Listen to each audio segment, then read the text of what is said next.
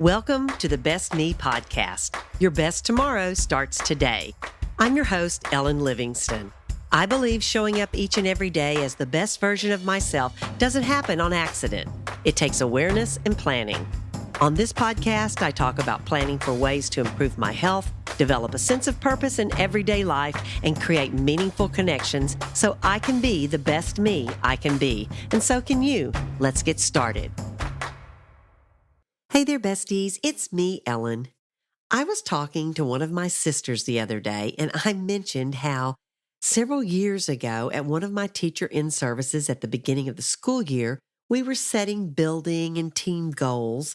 And after we had done all that, my principal had each one of us write a one-word mantra that would help us stay focused on these goals.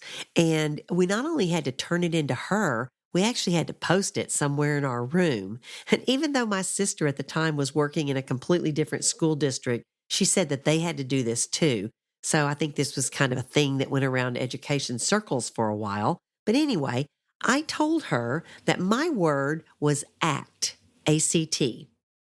I picked the word ACT because I knew what I needed to do to create an environment that was conducive to learning.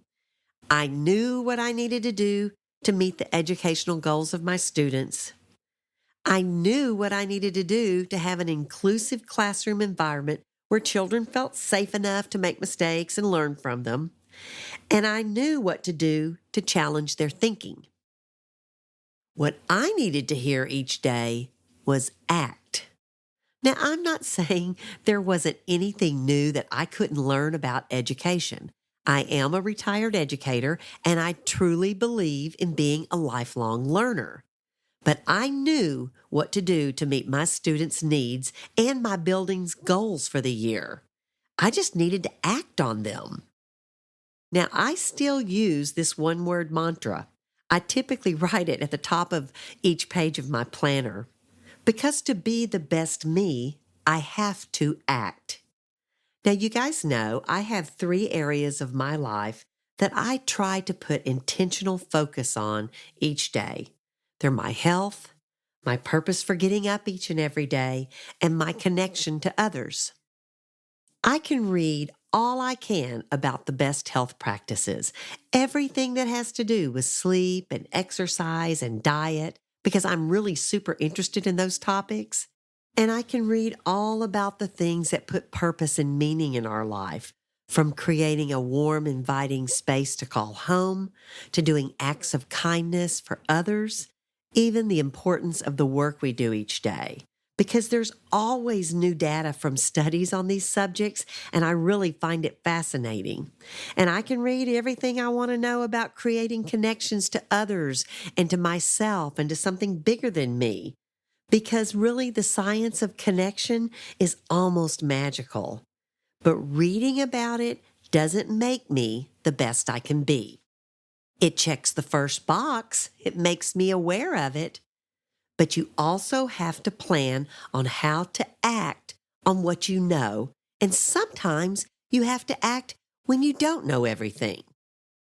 Think about anyone who you admire because of something they've accomplished. It could be like an artist or a philanthropist, a musician, a writer, an athlete.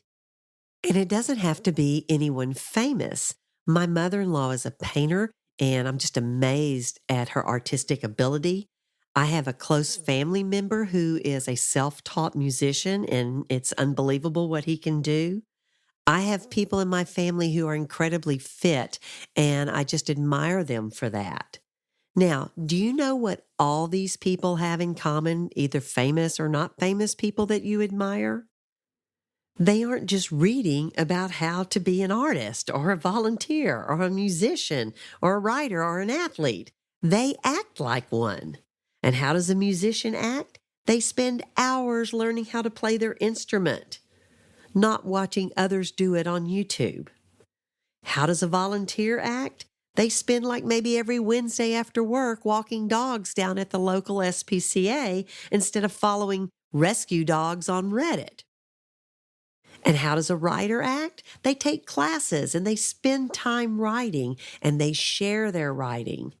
They learn what they are interested in to a certain point, and then they start acting on it. Now, is there anything you want to do? Maybe you want to learn to fly fish or gourmet cook or knit or be a barbecue master? Then act like that person today. Don't wait. Am I telling you to fake it? Well, kind of.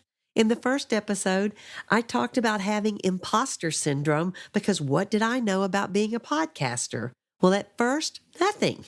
I read about it, but then I acted like a podcaster does. I created content. I bought a microphone. I downloaded some recording and hosting apps. I found someone who could edit my audio for me, and I recorded my first episode even if I wasn't that good at it. I started it, and I can tell you, I'm already getting a little bit better. And there is some science behind the fake it till you make it actually working.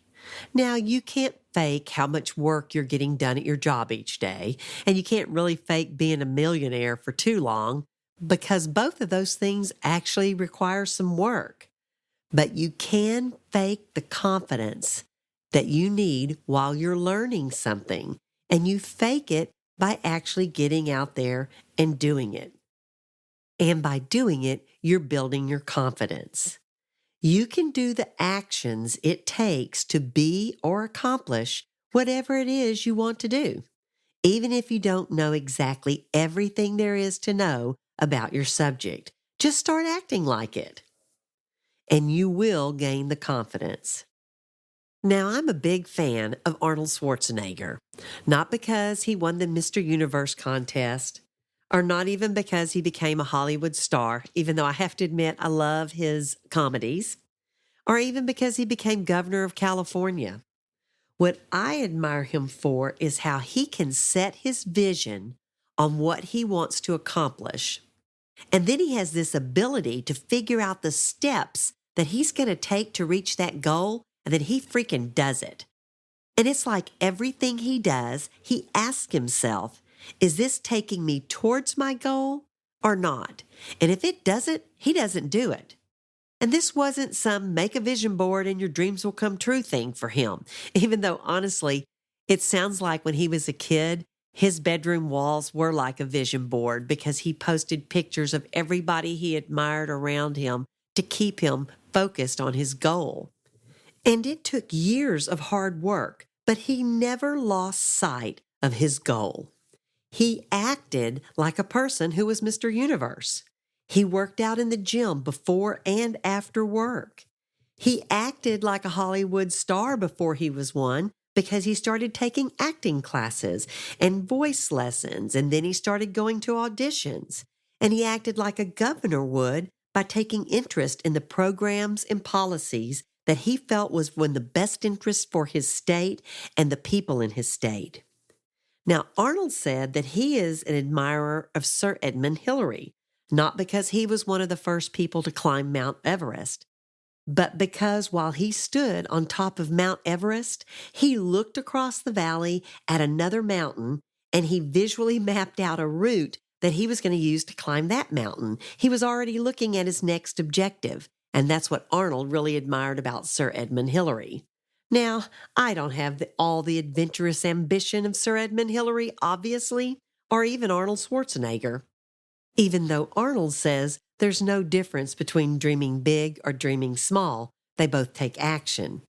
But I do have things that I want to accomplish, and I know you do too. So take some time to set your vision, and even if you feel like an imposter, start acting like the person you want to become today. And for me, I want to have the actions of someone who cares about my health. I want to have the actions of someone who has a purpose to get up for each and every day.